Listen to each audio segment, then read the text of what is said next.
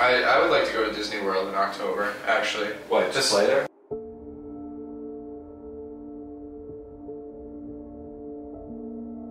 No. I actually want to plan a vacation. Let me just throw that out there. Oh yeah, word. Cool. So we'll plan that between the tours.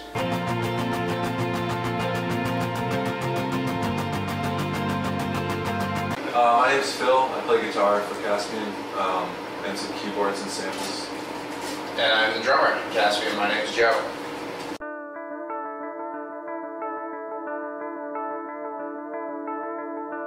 Yeah, it's good to be back here. We've been on tour for like 33 days now, I think. So there's 38 total shows, and the remainder of the last 10 are in Germany. So it's kind of nice to end where we feel most at home. Yeah, it's been a great tour though, but it is really wonderful to be back in Germany. Germany, I think is probably our favorite place. I don't know. It feels the most like home. It was the first place we ever went when we started touring outside of the States was in Germany. So yeah, whenever we come back here, it feels like we're sort of reconnected to where we got this all started outside of Massachusetts. So.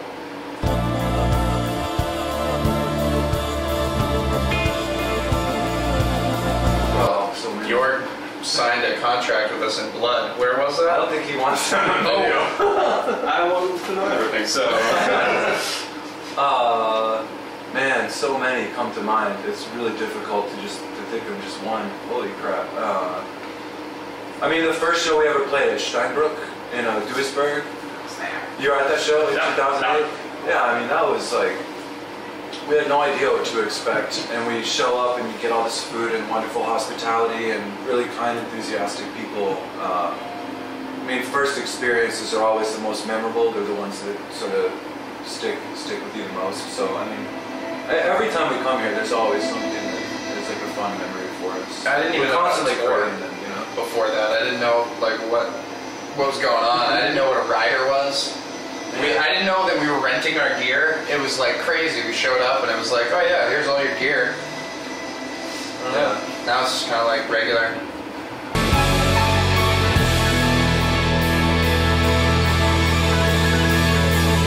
Consciously go into every record trying to make something that sounds not completely different, because we don't really want to reinvent the band every record, but we definitely go into it wanting to sort of advance the agenda forward and incorporate more elements. I don't think we necessarily got tired of guitars, but just communicating with guitars in a certain way over and over again just kind of gets a little old, so I think incorporating other instruments into the mix, bringing in vocals, using a lot more sample-based electronic stuff. Yeah, we definitely went into the production of Waking Season like very committed to trying to push our sound forward. That's cool that you say that it sort of is a Caspian record, because I think it sounds like a Caspian record. But it seems like people are picking up on the fact that we're definitely trying to do something new, and maybe we succeed or fail at it. I mean, that's not as important as like the effort that we put forth to trying to actually make something that feels and sounds fresh to us, I guess. So yeah, that was definitely a very conscious part of it. I mean, I remember when you, during practice, you were like, guys, let's just turn our distortion pedals off and write something just fucking beautiful. Yeah, totally. I think you succeeded. It's right on. Oh, right on. Thanks, man. It's weird that, I mean, we listened to it for like so long just by ourselves, just the five of us listening to it. So now that it's out there and it's percolating and people are, like, we get feedback from people about it, it's, anytime anyone says that they appreciate it, it means a lot, because we put a lot of work into that record. Like, yeah, so thanks, man. Like, I love playing these songs. It's really nice to play new, fresh material. We did kind of build a lot of the songs around a live, well, it's strange. I want to say we built them a lot around a live setting, but there's so much instrumentation going on that it's actually a little bit more difficult to present it in a live setting, just because there's a little bit more, there's more samples now and backing tracks, so to speak. But in terms of like the actual composition and the energy behind the songs, I mean, for our last record, right, like 2010, we did 185 shows or something, and that was all on Tertia and the Four Trees. And you do that many shows and you realize that for an hour and a half you're just headbanging like the entire time, and it's like, it's cool and it's intense and it's really energetic. But But I remember, like, you know, writing this record, being like, let's write something that we don't have to headbang to on stage for the next year. You know what I mean? Like little things like that. So yeah, to answer your question though, it's awesome to play like these songs. It's always an honor to just play for anybody. We consider it an enormous privilege, and we want to do the best we can at putting on like a really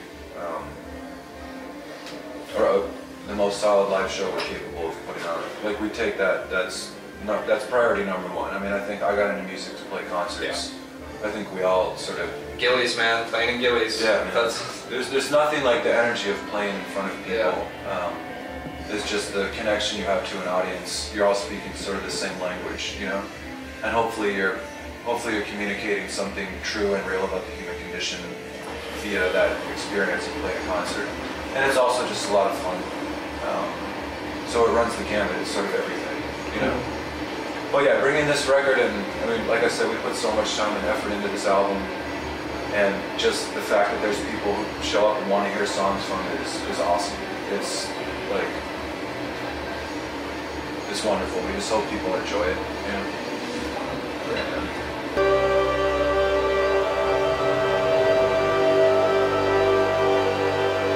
It was terrifying. It was really scary. Because, I mean, for a bunch of reasons. I mean, it was the first time we worked with an independent, like an outside producer, where, I mean, prior all our records, it was just sort of like one of our friends, Ethan, who's an extremely talented, amazing dude from Boston. We worked on all 3 records with him. But it was pretty much us calling the shots at the end of the day, just, you know, saying do this or do that. And like I said, in conjunction with the desire to sort of push the agenda forward with our music, having an outside producer that we'd never worked with before involved was also something we feel like would help establish like help us create this sort of new sound that we were looking for. So it was scary because it was a departure from what we were used to, and Matt is a really he's a consummate professional. He's a really intense guy. He doesn't fuck around at all on any level. I mean, he just gets to work, he gets down to work. We had a certain way of working, and at first it was definitely really kind of freaky. But all in all, at the end of the day, I mean, I don't think the record would have come together without his work. He has an awesome ear for what sounds great. And he's not afraid to tell you if it doesn't sound great and like make you re-record something. Or I think him and Cal spent a good 4 hours on a part that lasts like 30 seconds. You know, just like perfectionist. Yeah, pretty good. Definitely. Definitely. I enjoyed it a lot, actually. It's fun to watch. Yeah, it was a hell of an experience, and I think we'd do it again. So yeah, I would. In a heartbeat.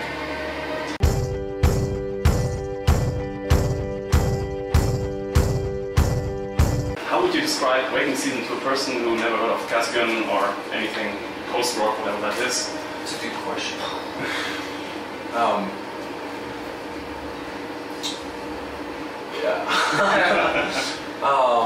Wow. I mean, I still, you know, hold to the fact, I think we're primarily a rock band. So I'd say it's a rock record. It's definitely a lot more atmospheric than your normal average rock music. It's obviously instrumental, primarily instrumental. It's very emotional music, you know.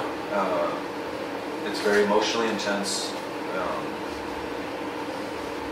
We're just trying to chase after, you know, we're kind of chasing this idea of beauty and whatever that is to us, which is always a subjective thing, but when it comes to our music, whether it's heavy, dark, happy, joyful, upbeat, what have you, we're trying to sort of chase whatever this concept of beauty is to us,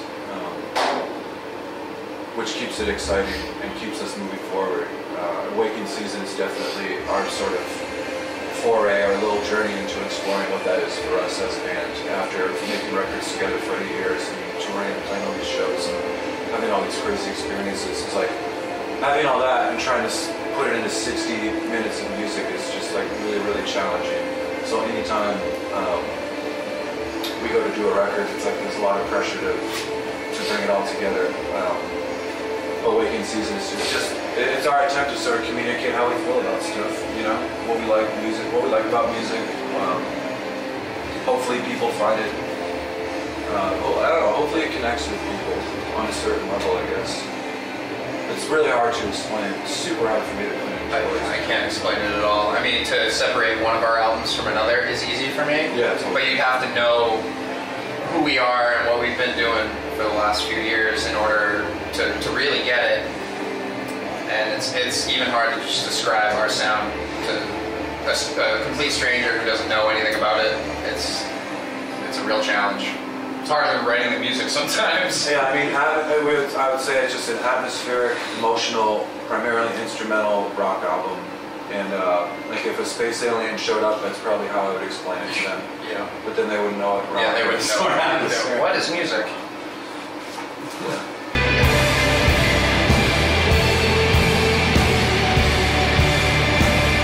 For Waking Season, for example, 4 of the songs, you know, I would go down into my basement where I have a little tiny studio and mess around with some instruments and find sounds and pick things out of the air and, you know, put together like the foundations of a song. And then I would bring it to the band and then we would sort of explore it collectively, put it together with the 5 of us. 3 of the songs just came from us. You know, our old method was to just get in our practice space, jam for 3 hours, once again pull something like, you know, pull a 2-minute melody that happened in the middle of a 2-hour session and then explore that deeper. So I think 3 of the songs happened that way. 2 of the songs were just like ambient pieces. One of them I did by myself, the other Cal and I sort of collaborated on. And I mean, that's usually the method. It's either us just in a room, just playing for hours and picking stuff out and then exploring it, or, you know, it's me just trying to find like the foundations and the bones of something, and then I don't know where to take it, and the band like fills in the rest, which is usually most of the song. So. Well, this was the first time that we did. We actually used technology to our advantage because we had never sent songs around. Oh yeah, that was pretty cool. This time we got. It was a mic that we plugged into the phone, and then we'd just record some stuff and like send it around, and everybody got to listen to it all the time. Yeah. Before that, you were the only one doing that, really. This time we were like emailing back and forth. Everybody was a little bit more involved than the last records, I feel like. We would just record our practices, and after practice, you know, it's like an app on the phone, and you just send an MP3 via email to everyone, and you drive around all day, or go to the beach, or hang out and listen to what you're doing, and come back with more ideas. Develop it that way. That helped a whole lot. Yeah, that was definitely kind of a breakthrough for us. Yeah. I think.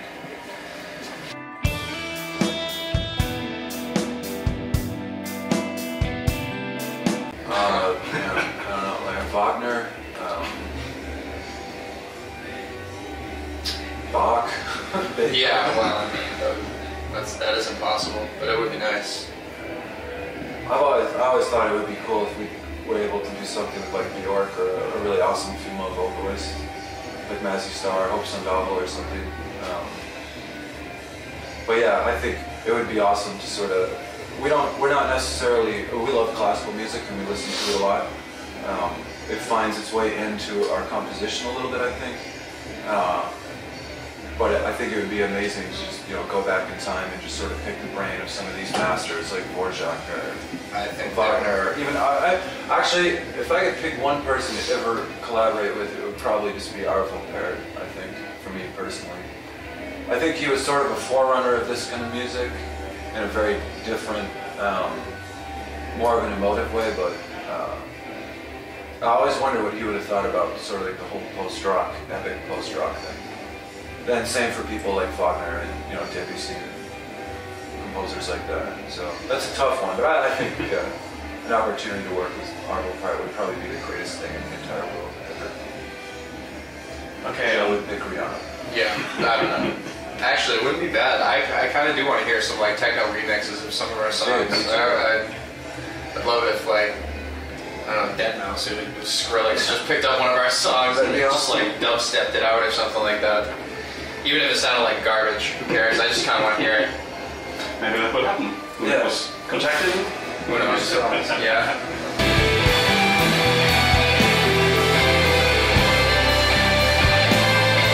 it's huge. I mean, it's where music is heading. It's gone down that rabbit hole and it's not ever coming back now. For better or for worse. It's a great way to keep in touch with fans. And like, let's face it, I mean, the majority of people these days are on the computer, on the internet, and that's where you get your information. And that's where we're increasingly communicating with each other, is via the internet and, you know, smartphones and shit like that. So yeah, it's huge. It's absolutely central. I think it's just going to keep on getting bigger and bigger until something really strange happens, and that will probably be the end of the world. But who knows? Oh yeah, it's huge. I mean, at the end of the day, it's awesome. It's a great way to keep in touch with people. You can sort of consolidate everything and then throw it out there, just, you know, on Twitter, or Facebook, or whatever. I think it's good.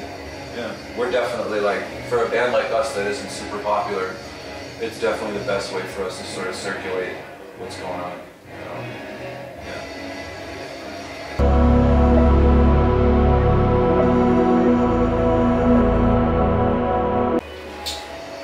Probably not any, well, I would say not any new music, but we have a couple songs left over from the Waking Season sessions that we wanted to get on the record, but it just would have made it a little too long and a little too involved, I think. So we're going to do something with those. We're really excited to show people those tracks. They're really different. One is actually almost like a classical song. It's almost like an old hymn or something. It's called Hymn for the Greatest Generation, and it's a song that we're collectively incredibly proud of, but it didn't make the record. So we have that in our back pocket, and that'll definitely see the light of day sometime next year. There's also another just little quiet acoustic track that will get out. But I think for the most part, we're going to be on the road next year. We're going to be in the U.S. February and March, going around the whole country. I guess we're going to try to come back to Europe for some festivals next summer. Not sure what we're going to do in the fall. Probably, I mean, in between all that, we'll start working on a new record. I would like to go to Disney World in October, actually. What, just play there? No. I actually want to plan a vacation. Let me just throw that out there. Oh yeah, word. Cool. So we'll plan that between the tours. That's where I spent my honeymoon. We had a great time, so I want to go back. Let's just take the whole band there. I think that'd be cool, man. We can play some shows down there. They have clubs. Yeah, we'll be busy, and in between, we'll be at Disney showing out World. Right.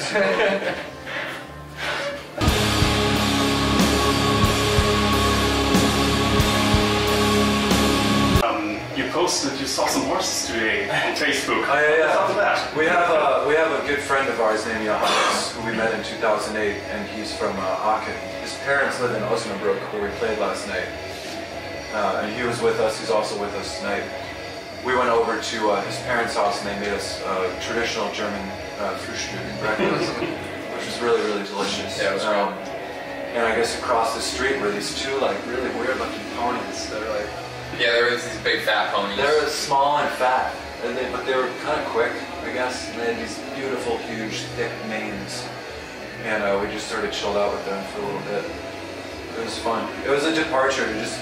When you're on tour and you go sit in someone's house, you're not in a hotel or in a van, and there's wildlife or something. Yeah, it's an escape from the norm when you're on the road.